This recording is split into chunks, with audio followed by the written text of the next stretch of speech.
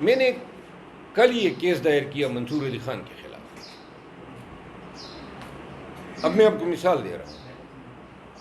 یہ جو شخص تھا یا ہیں، اس کو میں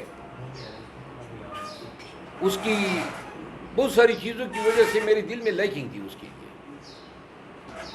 اور یہ بار بار میرے حقوق کو ڈیمیج کرتا تھا، میری بے توقیری کرتا تھا. پتہ نہیں اس کا کیا ایجنڈا ہے، کس کی ماں پہ کر رہا تھا. میں برداشت کرتا گیا کہ ایک دن اس نے حد ہی کراس کر دی. تو میں نے کہا بس اب تمہیں سمجھانے کا اور تمہیں یہ بتانے کا کہ تم قانون کے تابع ہو، یہ وقت آ گیا ہے. یہ میں مثال اس لیے دے رہا ہوں کہ کیمرے کے آگے بیٹھ کے کبھی یہ ایزیوم کر لینا کہ آپ عقل کل ہیں، اختیار کل ہیں، اور آپ جو جس کے حوالے سے کہنا چاہیں کہہ سکتے ہیں. قطعاً نہیں کہہ سکتے. جو انگلینڈ میں بیٹھے ہیں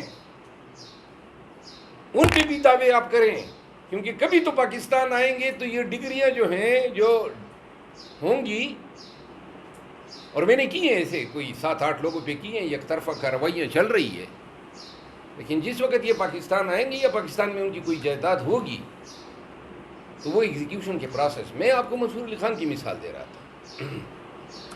یہ شخص جو ہیں، اور ایسے میں نے کہی اور بھی لوگ دیکھیں، صحافی بھی دیکھیں، ان کے ساتھ کوئی لینا دینا نہیں، کوئی تعلق نہیں، کوئی مطلب ہے ان کے ساتھ، لیکن وہ آپ کو اپنے پروگرام میں ڈسکس کر کے اور آپ کے حوالے سے کوئی نہ کوئی لغو بے بنیاد بات کرنا، یا سچی بات بھی اس طرح کرنا کہ اس میں بھی آپ کی بے توقیری ہو.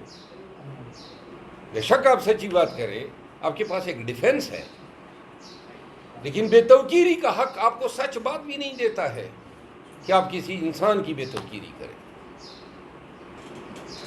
عموماً ہم کس سے سوال کرتے ہیں نا کہ کہاں سے یہ سوال کر رہے ہیں، تو آگے سے کہتے ہیں ذرائع. اب ان ذرائع کا تو ہمیں پتہ چل گیا ہے. یہ ذرائع کون سے ہیں؟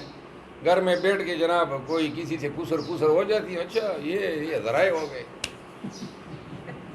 ٹھیک ہے نا جی؟ ہاں جی،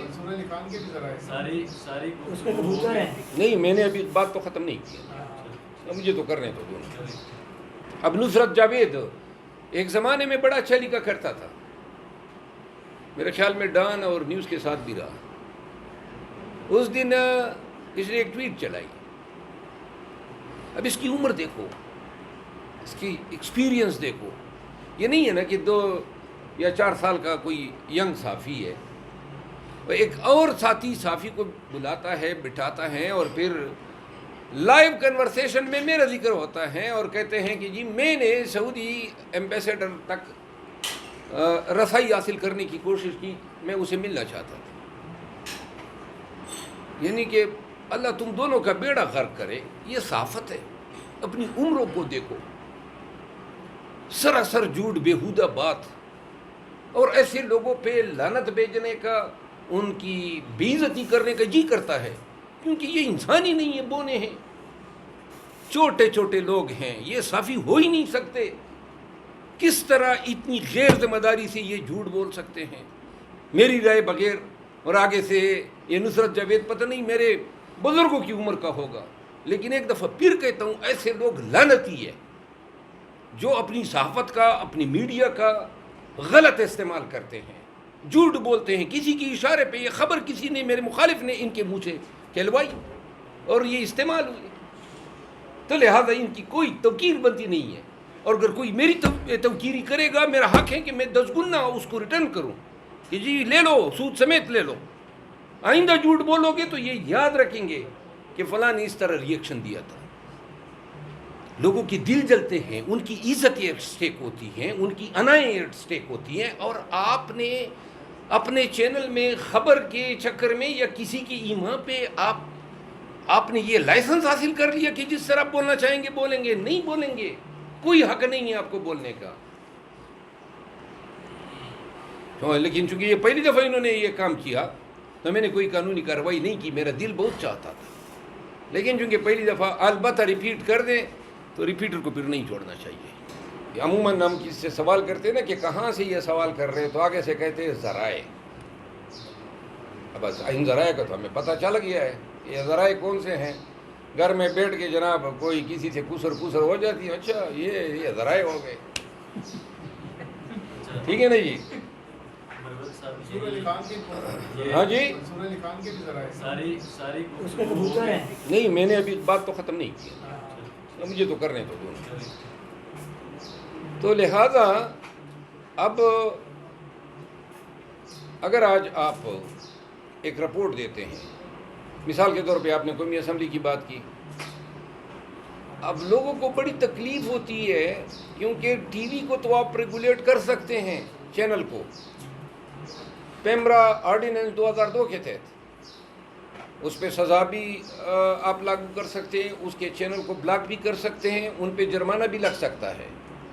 وہاں پہ ایک کونسل آف کمپلینٹ بنی ہوئی ہے، کوئی بھی شخص جا کے وہاں پہ کمپلینٹ کر دیتا ہے، لیکن چونکہ بڑی ہی اس میں بیوروکریٹک پروسیسز ہوتے ہیں تو عموماً یہ ایک ایفیکیشیس ریمیڈی نہیں ہے، ہونی چاہیے.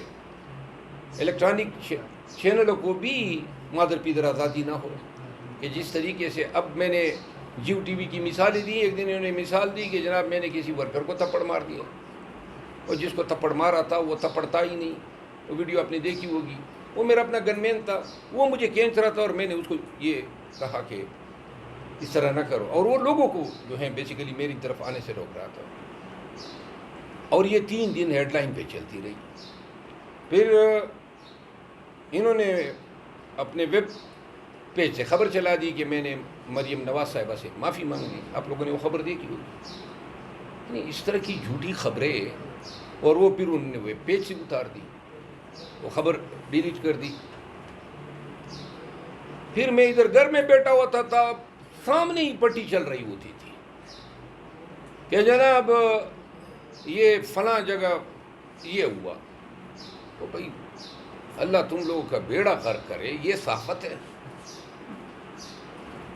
کوئی کیوں نہ ہو، مطلب ہے کوئی کیوں نہ ہو، ایک بات یاد رکھیں، ہر انسان کے لیے اس کی اپنی عزت جو ہے وہ اول نمبر پہ ہیں. بعد میں سیاست آتی ہے، بعد میں جو ہیں پیشہ آتا ہے، اور بعد میں ساری چیزیں آتی ہیں. جہاں پہ آپ کسی کی عزت کو مجروح کریں گے، اس کو ڈسگریس کریں گے، آپ کو پتہ ہی نہیں ہوتا ہے. آپ خود سوچیں کہ یہی کام اگر میں آپ کے ساتھ کر رہا ہوں، جھوٹ، یعنی بعض جگہ پہ تو آپ کو سچ کی طاقت حاصل ہوتی ہے، لیکن اگر آپ جھوٹ موٹ خبریں کنکاکٹ ہوتی ہے.